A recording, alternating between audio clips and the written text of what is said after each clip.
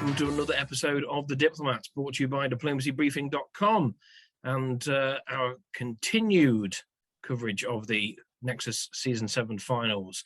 In fact, we're into the last third of the game now, entering 1908. The game ends at the end of 1910. I'm Wardy, and I'm joined once again by Mr. Eric Grinnell. How you doing? I'm good. I have no image on the screen, so if I'm not a frame or something, you'll have to tell me. Okay, no, you're good. You're in. No, I'm still ugly. You can't call this good.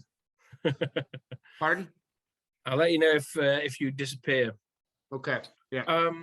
We did have a super quick look at this after we recorded Fall Winter 07, because it had gone through, and I think that the biggest news was these two French fleets leaving the Italian front and heading into Mao and Spain south coast respectively. So I mean, we were talking about the fact that in order to win, Greg needs to be one clear. A tie isn't enough for him, and he would need two from Italy, whereas he would only need one from Germany, as long as Germany doesn't pick up anything else. Is that the thinking, do you think, here? I think the thinking is what I said in the last episode, that Ed's shift down into Denmark and Skagerrak, obviously, and the moves here show it, moving towards Helgoland and Denmark and Skag, forced Greg to send at least one fleet back. The move of West Med to Spain south coast is a complete surrender / peacemaking gesture to Italy, to Matt Krill. Obviously, you can't send two fleets to Mayo at the same time, and Mayo is a bottleneck. That's why Mayo is essential to a southern stalemate position. Greg had the option of saying, well, dude, West Med can't go to Mayo, so I just got to hold, and I'll move to Mayo with that next season, and give himself the option of leaving two fleets in position on either Tyrrhenian Sea or Tunis. But he didn't do that at all. He went to Mayo and Spain south coast. That's a huge gesture to Matt Krill. And it's obviously something they negotiated, because you also see Piedmont to Marseille and Venice to Trieste.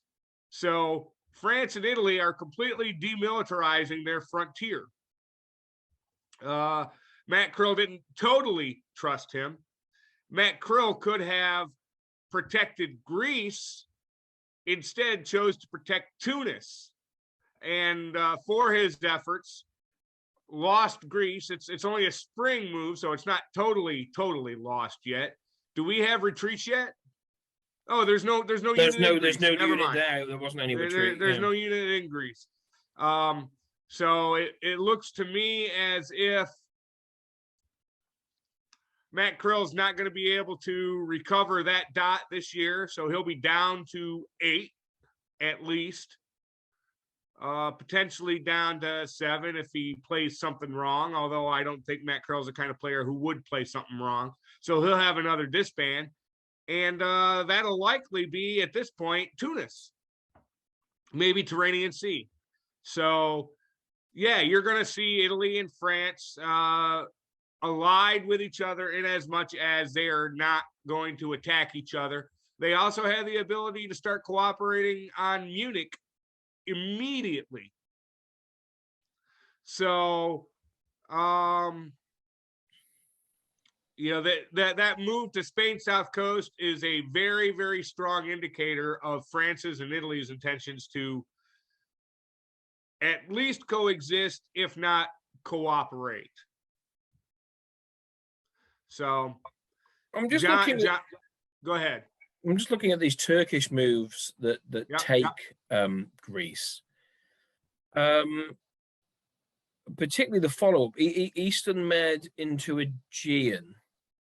It didn't tap Ionian, which I suppose could have supported Serbia down to Greece. Alternatively, Ionian could have been the mover, I suppose. But yeah, Eastern to Aegean, is that to make sure he manages to defend Greece? Did he take the gamble that Ionian would be supporting Tube? Well, he knew it was going to be successful. Then it's based on a simple knowledge of I'm going to keep Greece. I'm going to have a build. And if Matt Krill does something that I don't like, I can easily drop a fleet in Smyrna. So there's no concerns of a Lepanto-like move because all of Italy's armies are fully invested in the north. I think that Eastern to Aegean was the right move here. You definitely don't want to run the risk of Ionian guessing right and bop it into Aegean. That would be disastrous because then it's cutting Bulgaria and it was the right move. It was the right move. You know, Turkey, Aegean Sea to Turkey is a lot like North Sea is to England. You got to defend it. You got to defend it.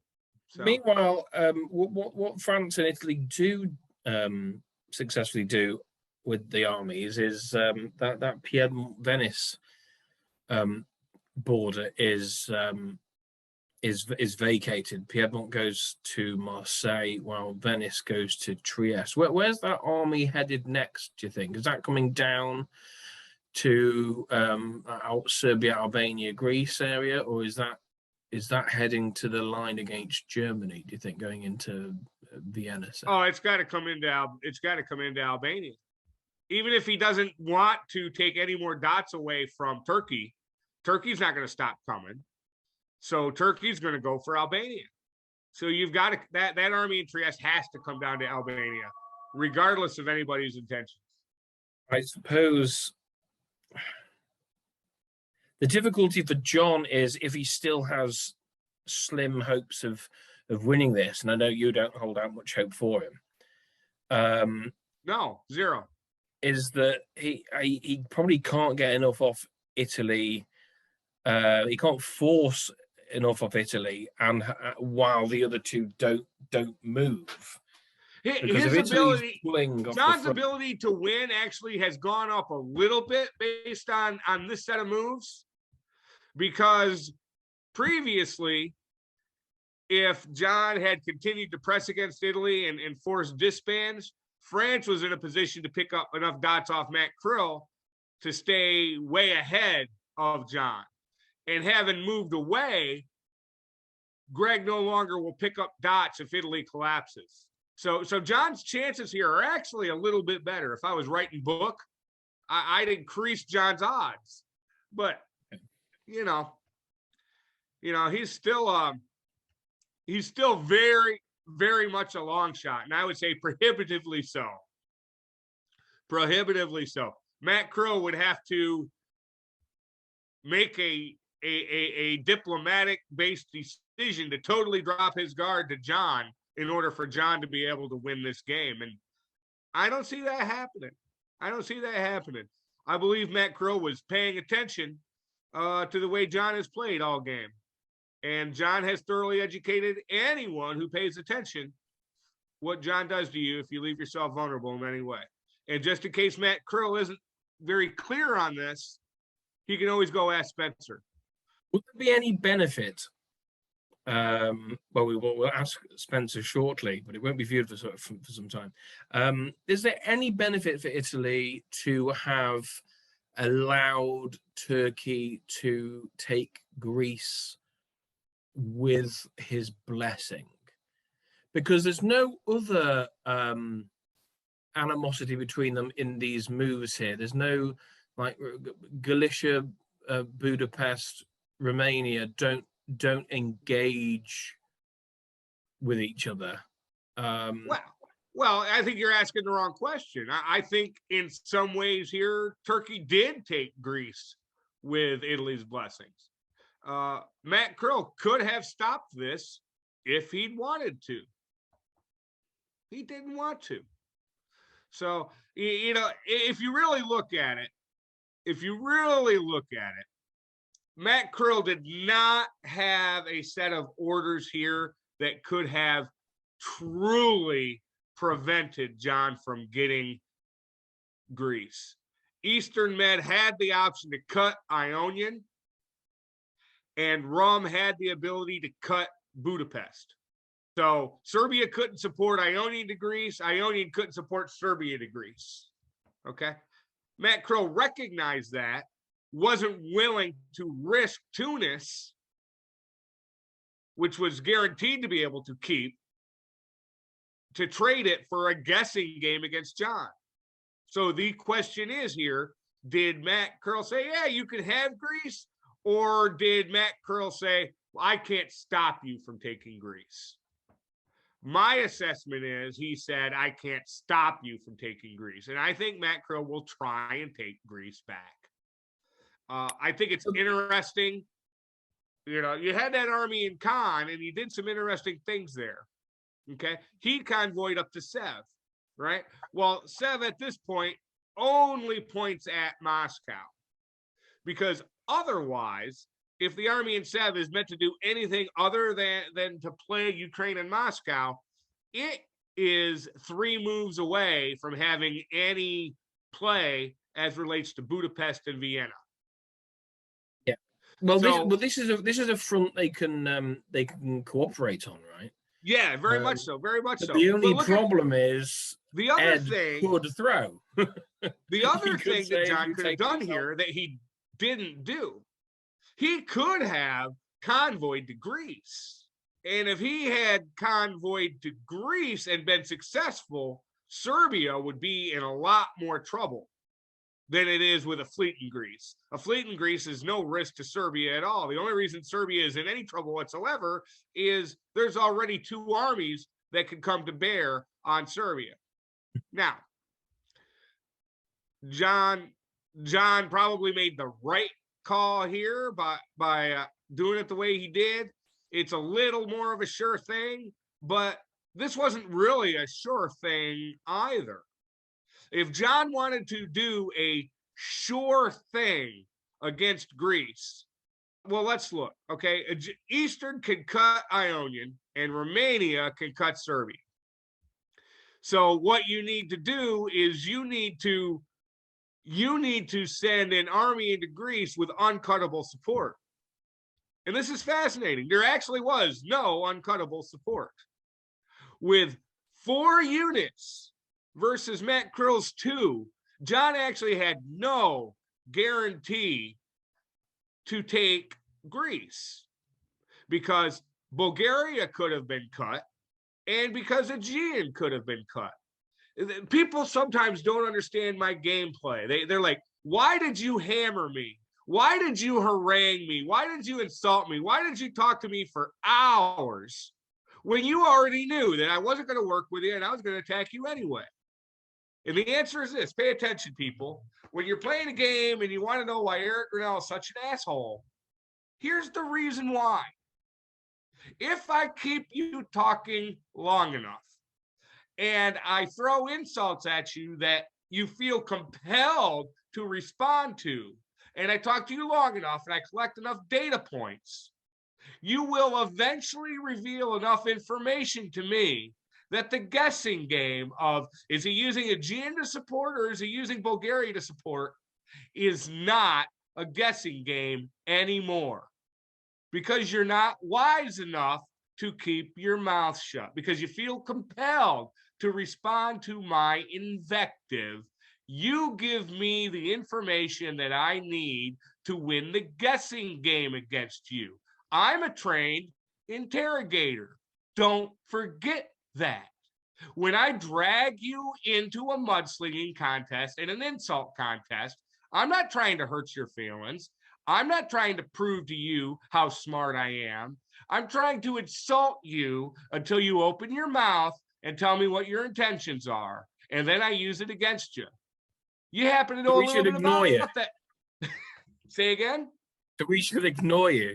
Yeah, but what I just described, I did it to you twice in our semifinal game, didn't I, Chris? No, I tried not to bite. It's hard. You tried and you failed, because I'll talk you through it later. This is what I do. This is why I do it. If I make you mad, I can reduce the variables. If I can reduce the variables, I make your actions more predictable. Is that what has happened here between John and Matt, are you saying? No, that's not what happened between John and Matt at all. All that happened between John and Matt is John made the mathematically correct game theory decision of I can guarantee that I don't lose Tunis, or I can risk Tunis in order to have the opportunity to have a guessing game in Greece. Well, you say that, but with this move set, he could have lost Greece and Tunis and Venice, which would have sucked. Well, he couldn't have lost Tunis here because Turanian. Well, no, I take that back. He could have lost if France and Turkey had cooperated. Then West Med could be in Tunis, and Eastern Med would be in Ionia. But there was no game theory to that decision, because if Matt had done the calculation and estimated that that is what was going to happen, there was no counter to it. It was fait accompli. So Matt chose to control as much as he could control. You'll recall I said, what, 3-4 seasons ago, that if France and Turkey continue to pressure Italy, Italy's doomed. But Matt Krill chose to prevent that. He diplomatically won Greg over. Or maybe Ed diplomatically won Greg over for Matt. We don't know. We'll find out later. But the most interesting thing here is that convoy up to Sev could have easily been a convoy to Greece. And then Ed would be totally secure against John and willing to cooperate with him against Italy. And Serbia would have more pressure against it. So John didn't do that. John may have reached his high water mark. Greece may be the last dot he gets this game. You don't fancy his chances of Moscow, say? There's a possibility for Moscow. Especially if St. Pete has to cover Norway. I mean, if you look at where everyone is moving, everyone is moving against Germany at this point. I mean, Germany is the board leader, not by a lot, but France is moving towards Germany. Italy is moving towards Germany. Turkey is moving towards Germany. Germany is moving towards France and Italy, but I suppose moving away from Turkey. Well, I think it's interesting that Ed bounced in Moscow instead of just falling back. Well, it's not necessary. It doesn't seem to accomplish very much. All it really does is guard against a really aggressive Turkey, sliding Rum up to Ukraine immediately. But I think at this point, Ukraine has to go to Moscow anyway. Well, if you're worried about that, Warsaw... he's at jeopardy of getting popped if he doesn't. Warsaw could hold Ukraine if that's what he's worried about. There are currently 3 armies on Ukraine: Galicia, Romania, and Seth. Yeah, there is now. Yes. There is now, but in that move, instead of that battle, he could have, if he was worried about Romania going north to Ukraine. Yeah. I would categorize the self-bounce in Moscow as unnecessarily cute. It's unnecessarily cute in a way that diplomatically may be disadvantageous, because it makes his intentions much less clear. And sometimes you want your intentions to not be clear. However, I think Ed's best diplomatic move here is diplomatically encouraging John to continue to push against Matt Krill. And I don't think a self-bounce in Moscow assists him in influencing John to continue to move in Matt Krill's direction. We expected Berlin to come down to Silesia, which it does, with support. Kiel makes Holland. Yeah, makes Kiel, Holland. Kiel this time is the mover rather than Ruhr. Well, and this shows something that I talked about previously. I've said a few times, Greg is 1 unit short. Okay, so Greg had to play a guessing game. Greg had to play the game of, wow, I really can't risk losing Burgundy. If I try supporting London into Holland again and he chooses to attack Burgundy, I'm in deep trouble, which is probably the real reason Piedmont moved back to Marseille, because now Marseille can support Burgundy. However, now Belgium's at risk. Belgium is at risk. Belgium is at risk. Burgundy can cut Ruhr, and North can cut Holland, and those 2 moves can guarantee that he doesn't lose Belgium. But now is the opportunity for Ed to attack Burgundy. You know, Ed at this next juncture should attack North Sea, cut Belgium, force Ruhr. So I think that the best thing, should force North Sea, cut Belgium, force Burgundy. I said Ruhr. Okay. So should he have forced North Sea this time? I was surprised that he moved down to Helgoland and Denmark. I'm not surprised he moved to Helgoland and Denmark. What I am not surprised is that he didn't also move Norway to Skag. Independence on knowing, well, he's not going to try for Norway right now because that's such a low percentage move. I'm going to go ahead and move to Skagerrak now so that he has no available retreats that can hurt me, so I can force North Sea immediately, and St. Pete can cover Norway with the fall move. Okay. Yeah. So I'd be in Skag right now, not in Norway. But, you know, Norway to North, in addition of, you know, not leaving Norway exposed to taking a runner, okay, he also cuts possible support. Well, I mean, Greg's pretty consistently been convoying, and you're not going to cut a convoy with 1 unit. So it's kind of. I suppose in case it moves, like if it had moved to Skagerrak, you don't want the other fleet following up into North Sea, I guess, something like that. Well, he wasn't gonna. Oh, it's Skagerrak, yeah, that's possible. That's possible. So, but that line over there has been. They're both in various ways playing a unit short. That's why you see Moscow coming north. That's why you see North Africa coming north. They've both been playing a unit short, and neither one was willing to make an aggressive play to try and take advantage. They were both more defensive minded than offensive minded.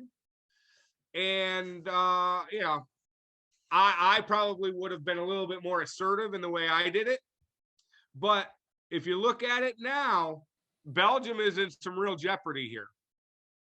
Yeah. Well, Belgium is in real serious jeopardy here. And if Ed does manage to get Belgium, I think that he is the prohibitive leader in this game and will have sealed the deal.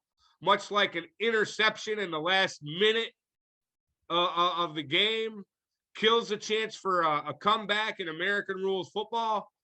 Ed getting Belgium at this point would close the door on Greg being able to take enough to get ahead of Ed, or Matt Krill being able to take enough to jump ahead of both of them.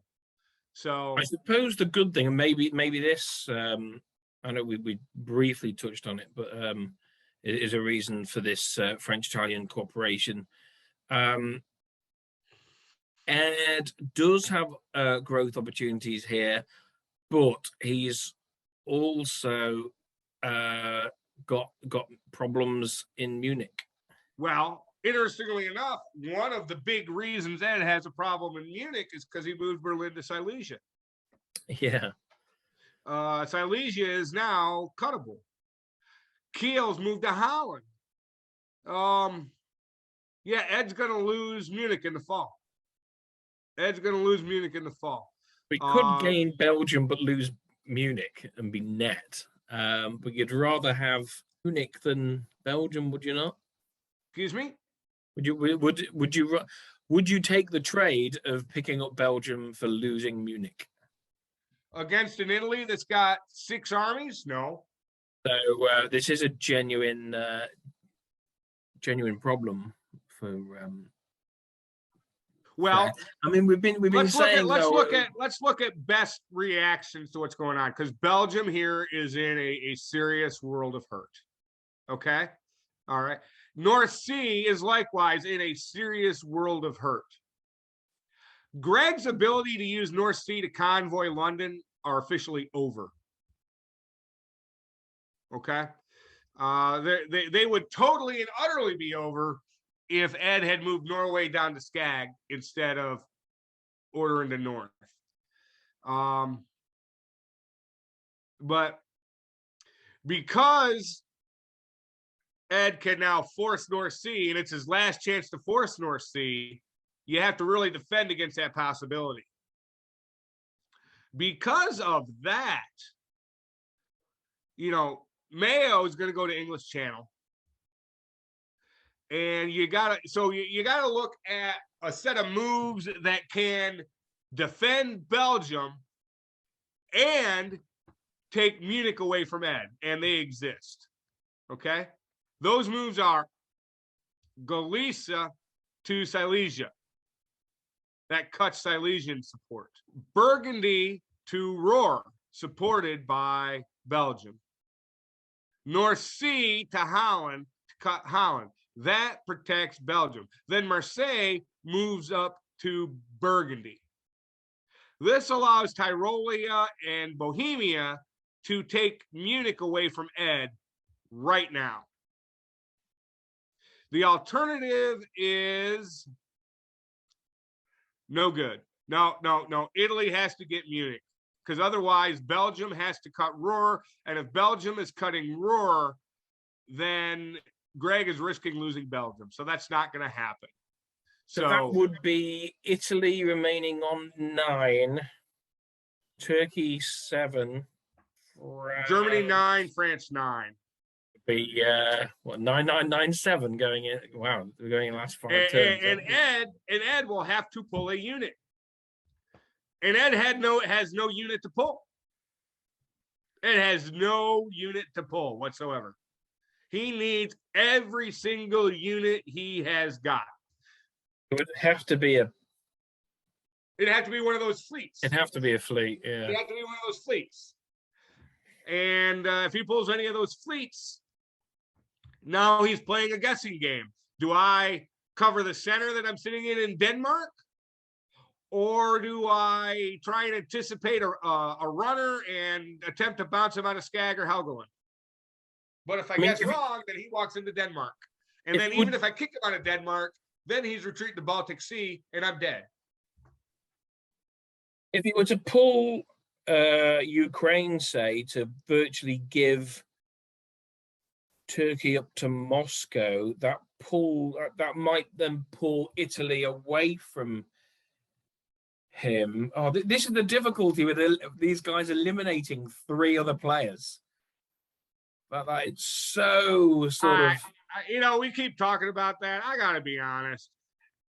If you get to a game and it is 1910 and you have more than 4, at the absolute most 5 players left in a game, somebody's screwing around or nursing somebody along like a pet.